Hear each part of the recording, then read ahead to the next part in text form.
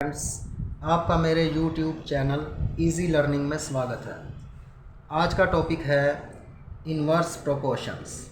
इससे पहले हम इसके पार्ट 1 और पार्ट 2 में रेशियो एंड प्रोपोर्शन का जो चैप्टर है उसमें डिस्कस कर चुके हैं डायरेक्ट एंड इन्वर्स प्रोपोर्शन के बारे में। उसकी थ्योरी भी बताई थी और एक एग्जांपल किया था डायरेक्ट प्रोपोर्शन के ऊपर।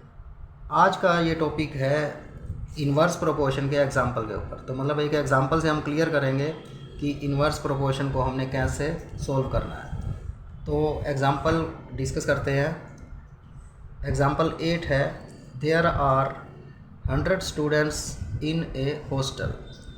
Food provision for them is for 20 days. How long will these provisions last if 25 more students join the hostel? तो यहाँ पर देखो टोटल स्टूडेंट्स हैं 100 और उनके लिए भोजन है 20 दिन का। अब कह रहा है कि अगर 100 की जगह 25 मोर स्टूडेंट्स ऐड हो जाते हैं तो मतलब 100 + 25 तो 125 स्टूडेंट्स हो जाते हैं तो भोजन कितने दिन चलेगा। तो आपको पता है अगर 100 स्टूडेंट्स के लिए 20 डेज़ का है तो 125 स्टूडेंट्स के लिए भोजन कम दिन चलेगा। तो there is an indirect relationship, मतलब there is an inverse proportion between students and days. अगर स्टूडेंट्स बढ़ते हैं तो डेज़ कम हो जाएंगे, अगर स्टूडेंट्स कम करते हैं तो भोजन ज़्यादा दिन चलेगा, मतलब नंबर ऑफ़ डेज़ बढ़ जाएंगे। In this case there is inverse proportion and we know that, और हमें पता है कि डायरेक्ट इन्वर्स प्रोपोर्शन के अंदर रिलेशन क्या होती है, x1 y1 = x2 y2। तो यहाँ पर x2 को इधर ले जाएंगे और y1 को इधर ले जाएंगे तो आ जाएगा x1/x2 = y2/y1। x1 = 100, y1 = 20। तो आपको पता है यहाँ पर वैल्यू x1 की वैल्यू 100 है और y1 की वैल्यू 20 है, और उसके बाद x2 की वैल्यू चेंज हो रही है, वो है 100 + 25 = 125। तो फॉर्मूले में वैल्यू पुट करनी है। इसमें वैल्यू पुट की x1 की 100, x2 की 125, y2 ही है और y1 की वैल्यू है 20।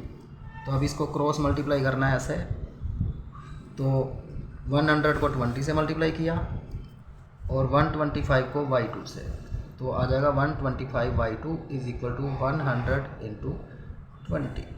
तो जब इसको सिंप्लीफाई करेंगे तो y2 = ये 125 उधर जाके अपॉन में हो जाएगा, तो y2 = 100 × 20/125।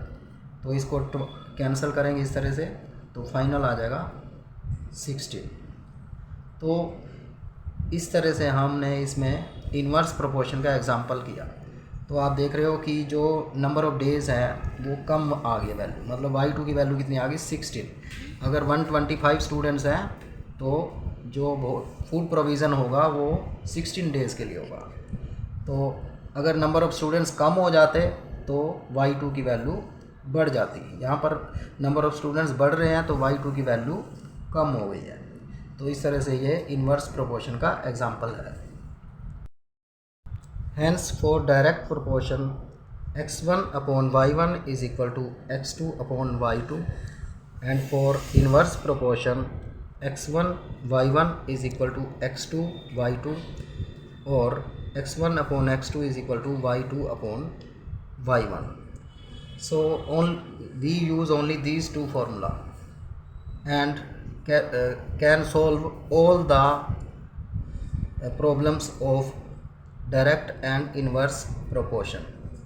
तो ये जो चैप्टर है रेशियो एंड प्रोपोर्शन का क्लास 8 में, तो उसमें आपको सिर्फ ये दो रिलेशन ध्यान रखने हैं, ये दो फॉर्मूले यूज़ करने हैं और आपको पूरा चैप्टर सॉल्व हो जाएगा। अगर आपको इस चैप्टर में फिर भी कोई प्रॉब्लम आती है तो आप कमेंट्स में लिखें, हम उसके ऊपर एक्सप्लेन्ड वीडियो बना देंगे।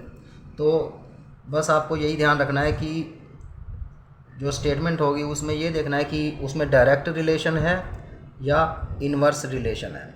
मतलब जैसे कि एक किसी काम को 15 लेबरर मज़दूर किसी काम को अगर 10 दिन में करते हैं, तो अगर हम 15 की जगह 30 मज़दूर कर देते हैं तो उस काम को वो 5 दिन में कर देंगे। तो इसमें इन्वर्स प्रोपोर्शन है। ऐसे ही अगर एक चॉकलेट का प्राइस 10 रुपये है तो 10 चॉकलेट का प्राइस पता है आपको बढ़ जाएगा, 100 रुपये होगा। तो इसमें डायरेक्ट प्रोपोर्शन का एग्जांपल होगा। तो इस तरह से आपने पहले चेक करना है कि वो डायरेक्ट प्रोपोर्शन है या इन्वर्स प्रोपोर्शन है, उसके बाद आप ये फॉर्मूले लगा सकते हैं। तो इस तरह से आप पूरे चैप्टर में यही देखेंगे।